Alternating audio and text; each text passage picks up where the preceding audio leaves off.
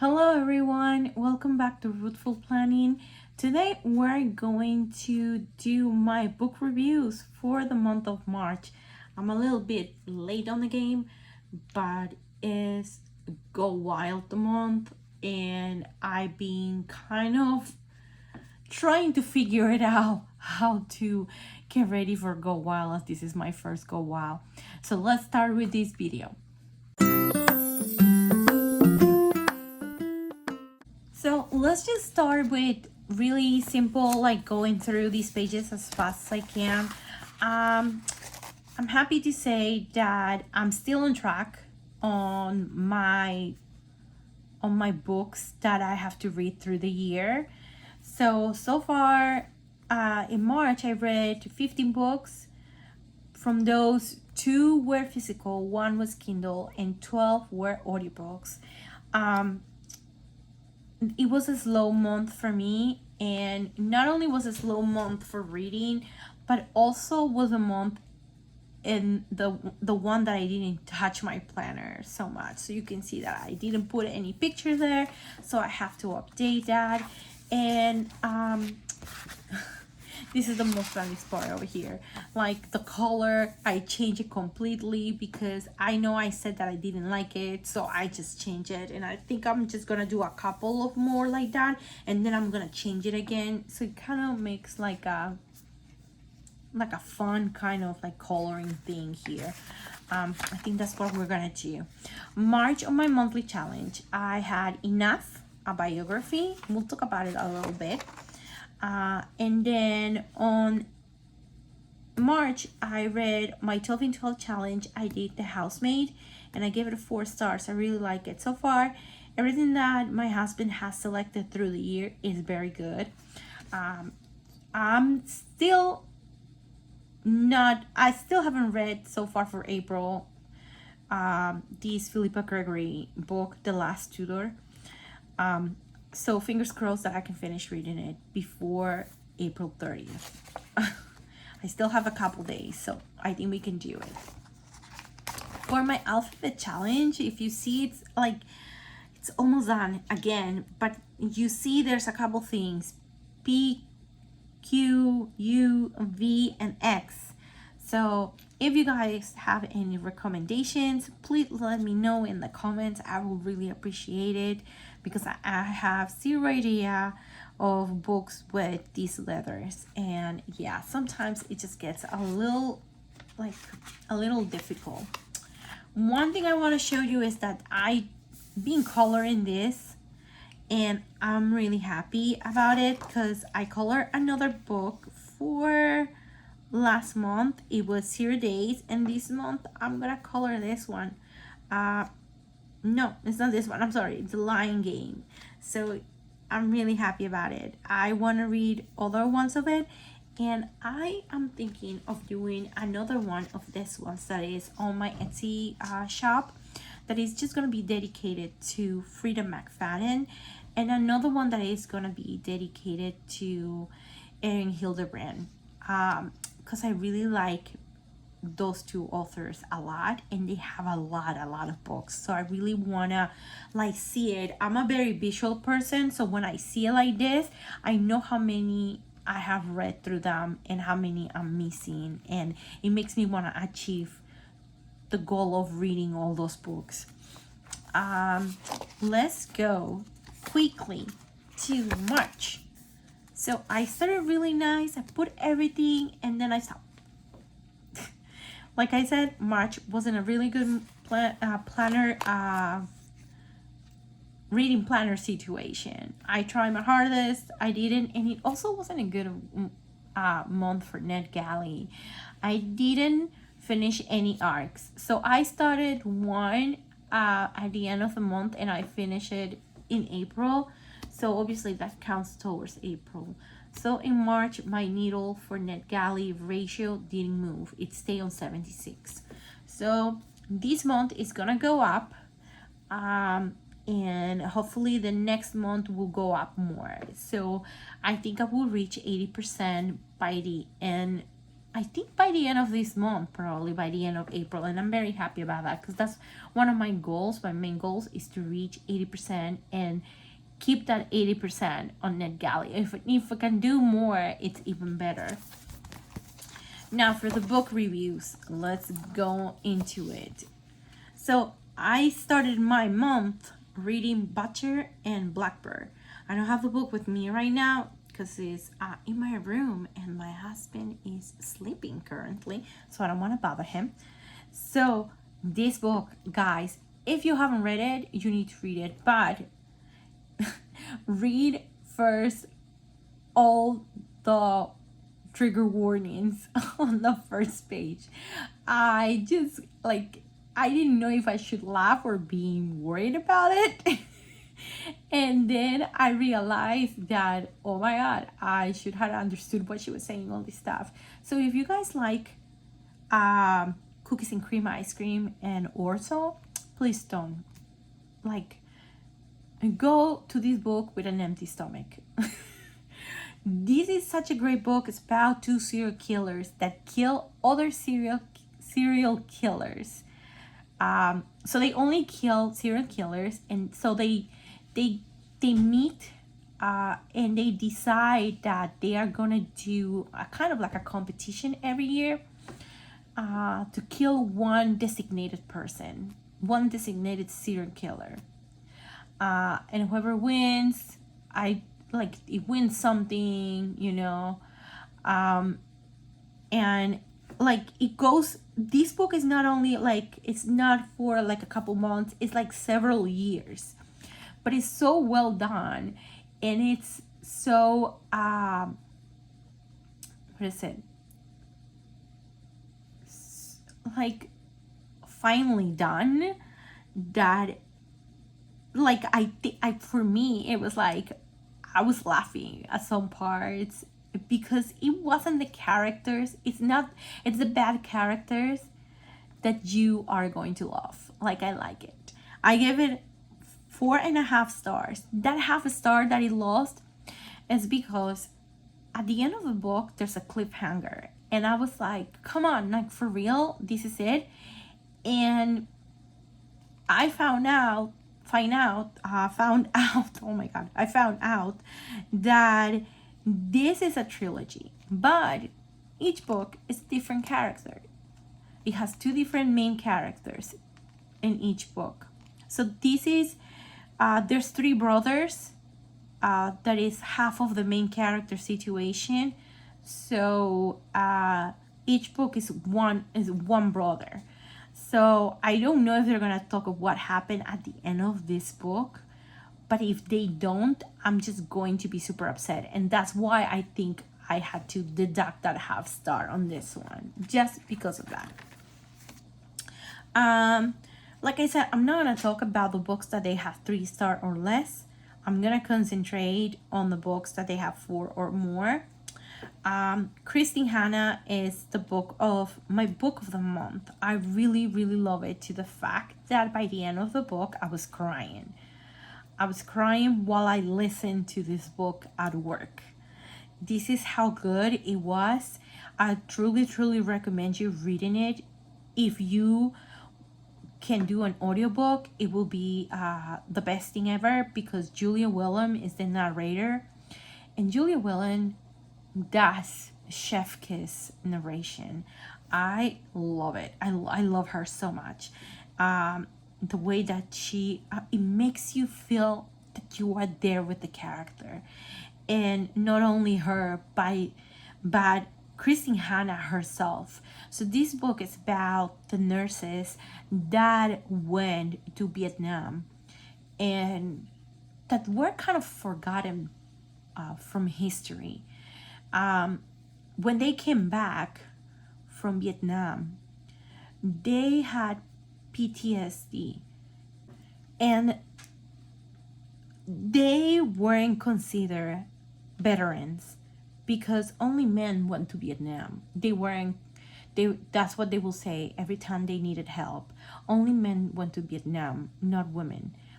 So the main character goes through a lot of stuff. Lost a man that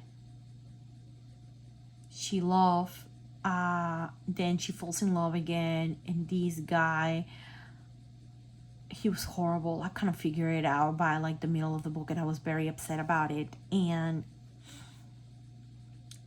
it is like the up and downs of them, and then it's so wonderful. The description of how she like went to the war, to Vietnam, and how he was there in the battlefield, and then how it at one point it becomes normal after a while, and then going back to reality, that it's back to like society here, and how people treated them, you know, like they were the bad people, like they did something wrong. And even though they like, you know, they just were fighting there, they were taking care, like the nurses, they were taking care of all the people, they were just following instructions. They were mistreated, they were judged. It's a lot to cover on this book, and I would really suggest you 100% to read this. Really, really amazing book. 5 stars for that, definitely. Always, forever. Then we have a bunch of 3 stars here. I see The Year of Second Chances, The New Couple in 5B. I thought this book was gonna be good. It was weird. Let's just talk really quick about this one. This was a weird book. I know it's 3 stars, and it's 3 stars because it was weird. And so does this one, Murder in the Road and The New Couple in 5B. I feel like it was made by the same person, and it was parallel, and the kind of things that it was. Both had ghosts, both were weird. I don't know. I really didn't like both. Like, I wanted to like both, but the situations were, I don't know, they were silly. I don't know. I didn't like them. But if you like paranormal stuff, you're into it, you may like these books. Just don't read them at night, because it will get a little spooky then. The Housemaid by Frida McFadden, 4 stars. And I think I give it 4 stars because it was too much. It was too cringy at some points. The triggers, it was, oh my god. It's this girl that she was in jail and she needs to find a job. So she gets a job as a housemaid from these family that are very rich. And it seems like the wife, it's crazy. She's crazy because one moment she can be happy and the other one unhappy, and then she feels like the husband, you know, is trapped in this relationship, so she kind of falls in love with him. But there's so much more to it. Like, things are not what they look like, let's put it like that. And I kind of suspected something was going on there, but I didn't know until like the half of the book when they tell you, and I was like, oh my god, this is even worse than I expected. Things, and I feel like those are like the kinds of books that Frida McFadden does.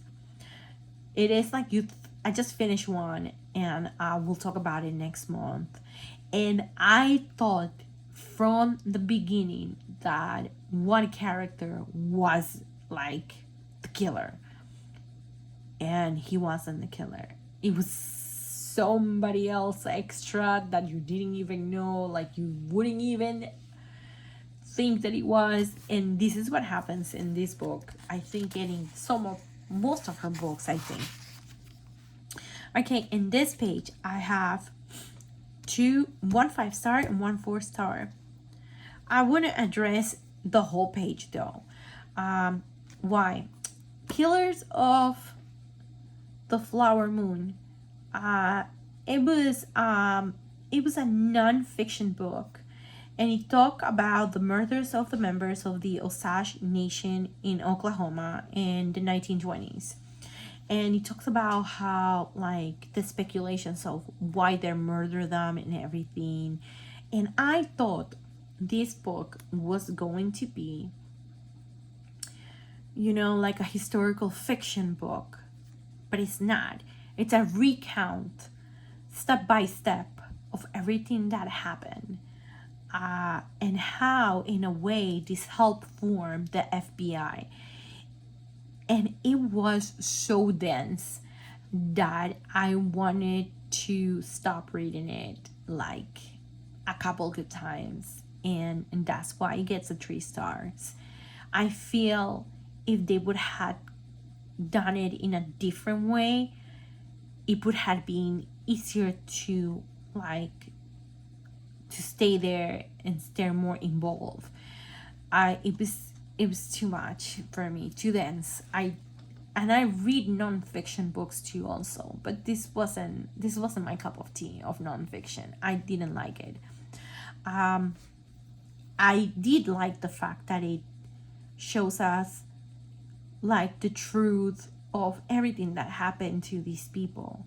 And I wanted to read it because I was interested. I didn't watch the movie, but I want to watch the movie to see how it is, how it plays according to the book.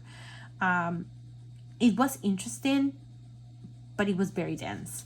Atomic Habits, one of my favorite books also of this last month, and I have it over here. So this one, I did it as an audiobook, and then I wanted to buy the book because when you buy the book, you get 2 additional content of it. And what is this a book about? It's about small habits have a great power. So tiny changes can make big results. Let's say I start with having a small habit of me doing my skincare that I've been doing, and I started. Now it becomes a habit through time, and then at the end I'm gonna see the result, like a better skincare, like a better skin, etc. Like now I started, I'm starting to eat healthy. One of the things that the book says that think how healthy people think, like for people that they need to lose weight. I need to lose weight because of medical reasons. So it says that you should think like, I am a healthy person, I have healthy habits, and what would a healthy person do? And then little by little, with like every little thing, you will cultivate these habits and make it, like make steps towards your big goal, that it will be like lose weight. So this happened last month that I read it, and I really love it, and I bought it for that reason. And then this month, my friend Neat Plan Jess told me about Jane's Agenda doing this masterclass called Masterclass 365. It's a free class, and every month you read a different book, and it's towards your self-growth. This month, that is the first month you're reading Atomic Habits. So I decided that, let's just read it again now in physical, because I listened to the book, now I'm gonna read it. And so far, look at all the annotations that I have. It's crazy. But I really, really recommend this book if you are trying to learn about habits and how to start with them. This is a good foundation for them. It tells you there's exercises, and it tells you how to do with examples and everything from James Clear, even from his personal life. And also when you go online and you say that you got the book and you submit the receipt, you get extra content and you get more information about this. So very, very interesting book. The next book is The Giver of Stars by Jojo Boyce. I never know how to know her last name. It's ridiculous. And I read so many books of her. This book is a historical fiction book that happened during the Great Depression in the mountains of Kentucky. And it's about 5 women that deliver books to the people that they are far away in the mountains of that part of Kentucky, and how society So women in that era, it wasn't, it like they wanted to see them as women that just obey their husbands and stay home and did what they were supposed to, and then they weren't supposed to read because reading wasn't good, like put things in their mind that they weren't supposed to. And women were only supposed to read the Bible. That's all that we were supposed to be doing back in the 1920s, apparently. It's an excellent feminist book, and I enjoy it from point to point. The only thing is why I gave it 4 stars is because I tried to read this book before and I couldn't. I started and I got bored. Like the first pages, they're kind of slow, so I didn't like it, and I felt so bad. And then I tried again, and I like push it, and I enjoyed it. This is one of my favorite books, and that's why I put 4 stars. I would have put 5 stars, but yeah, it's that thing that it is my second chance book. So yeah. One of the quotes that is very nice is, to seek knowledge is to expand your own universe. I love how they drew the main character and how her coming from a different place. She came from England, and she was in this like rural part of Kentucky, and how she was treated and everything.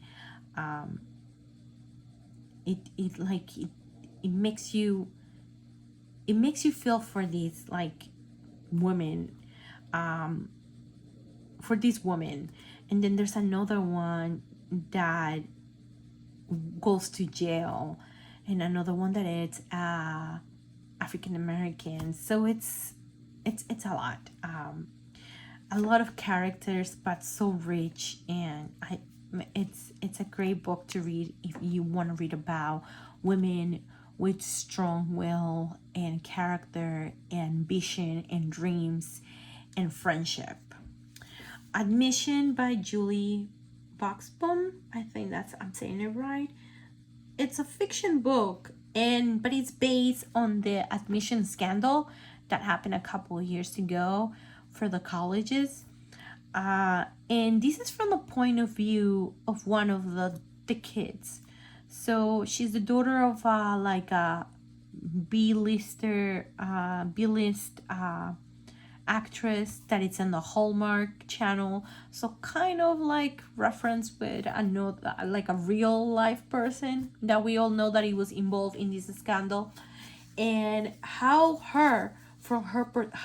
did it look from her perspective, and how it was, how much of like how guilty she was in all this process. It was a good book. 3 stars though for it, because I don't know, I feel by the end of the book everything went easier, and I don't know, I wish I knew more about the characters. I wanted to know more, but because it's kind of like a young adult book, it was kind of like not too dense on that subject. If you see, I haven't write a lot of reviews because, like I said, this month has been crazy. So I apologize. This book, my sister-in-law recommended me to read it during pandemic, and I finally read it because it's the same author. And this one I like it even better. It's about this girl in high school that her mom has passed away, so she moves from Chicago to LA, and this random person, this anonymous guy, sends her an email saying that, like telling her what to do for school, and different things that, and then they become friends. They text and everything, they talk, but they never meet each other, and she wants to know who it is. And every day they will tell each other 3 things that happened during their day. So it's a cute book, kind of predictable. Like I kind of figured it out, like who it was, the Mr. Nobody. By the end of the book, you knew already, but like I kind of figured it out. But it was a cute young adult novella. Catherine Center, The Bodyguard, is a second time read. I read it for my book club, and I gave it 4 stars. This was the first book that I read from Catherine Center, The Bodyguard, and I love it. This is one of my favorite books.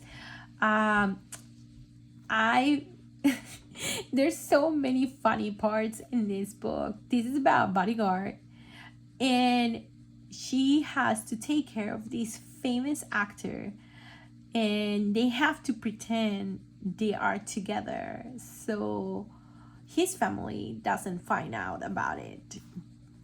And they fall in love with each other. There's a crazy lady that makes sweaters for him. There's a bunch of things going on in this book, but it's so funny, and it's a closed door romance, comedy romance, and I love it. I love her. Her stories are so fresh. So I have the advanced reader's copy for the new one, the rom-comers, and I can't wait to read that one. So that's like, it has a couple characters from The Bodyguard, and I can't wait to read it. Okay, and then the last 2, they were both 3 stars. This one, and I'm gonna touch, and I know I wasn't gonna talk about 3 stars, but I need to talk about these ones. So Twisted Love, I heard so much stuff about this book and the whole series. Now, let me tell you, this book is 1000% spicy. So if you like spicy book, if like spicy, like the mega spicy books, go ahead and read it. Do not do it with, like, if you want to do it as an audiobook, please do everybody a favor and put your AirPods, your Beats, whatever you use, just put it on, because seriously, it gets like, whew, the heat. Besides that, I didn't like the character. Like the main character, the guy, I don't like romance that are so toxic. And this was like a toxic romance. Like if I would have been the character, I wouldn't have been with that person. Even if the time, doing the deed, because I don't know if I can say the other word, because probably YouTube is gonna restrict that word. Even if it was fantastic, no, I couldn't. No, even if I was in love with this person, I couldn't. Like, the love is super toxic. It should have been called Toxic Love, and I think that would have been a better title for it. So yeah, I don't think I will be reading more of that saga, unfortunately. And then I had to read a biography for the month of March, and it was March 28th, and I had no idea what to read. And I was getting stressed because I was like, oh my God, this is going to be the first time I'm going to be able to do it. And I see this book and I'm like, I don't know if I want to read about what happened during President Trump's administration. Like, it's a very controversial subject. Some of you might be pro-Trump, some of you might be anti-Trump. Like, we're not going to talk about politics here. But this book was very informative in what happened from her point of view. I feel she should have concentrated in what really happened, but she added other elements that weren't necessary, at least for me. like she added all this extra background when she grew up in New Jersey. For me, had nothing to do, zero to do with it. And added like in between here and there her dad and some situations and the dynamics with her father, and that it was super weird. Maybe kind of related with how it was for her during the months after, President Trump left the White House. But I don't know, it was too much on that aspect. And it was an okay book. I gave it 3 stars because it was very informative. Now, how much of that is true and how much is not true, we don't know. Only she knows about it. But I feel like we need to know from like both sides and kind of figure it out things. And yeah, I don't want to talk more about it because, like I said, politics is a very controversial theme, and I needed to read a biography, so I read about it. And yeah, that's it. And I'm gonna show you, that's it for this, for my reading. So let's hope for the month of April it gets much better. So far I'm on track, and I read a couple books already, so fingers crossed. I just received this copy of Burgundy Sky. It's an advanced reader's copy by Alison Dodson, and she nicely sent me this copy, and I am so happy. Look, it even has her autograph. I'm so excited. This will be available, if I'm not mistaken, in May. So this is like, it seems like a really nice book.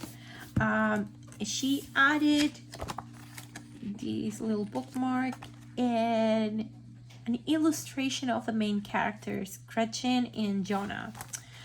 So far, what I like about this book, just by seeing it like that, is that it has the music. I discovered that I don't have a fireplace at my house, but if you have a fireplace, go ahead, get your fireplace ready, and if you have the songs that inspire the book, because some authors have that,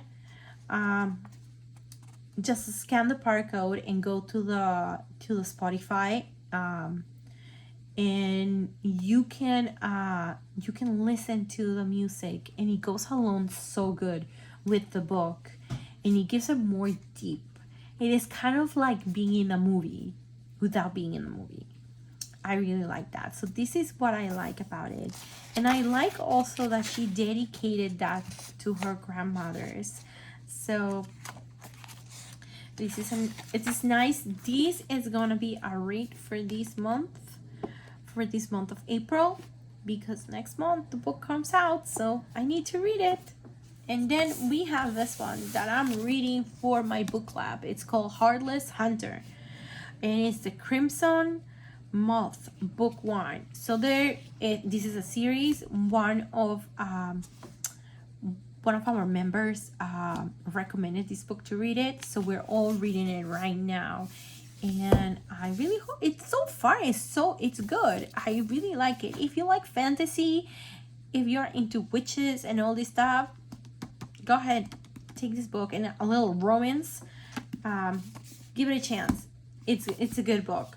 So this is it for today. If you like this video, please give it a thumbs up and subscribe to my channel. To my viewers that are already subscribed, thank you so much for being here, and don't forget to give me some recommendations for my alphabet challenge. I will really like if you can help me with that, and let me know what you're reading. I'll want to know. Have a good day. Bye.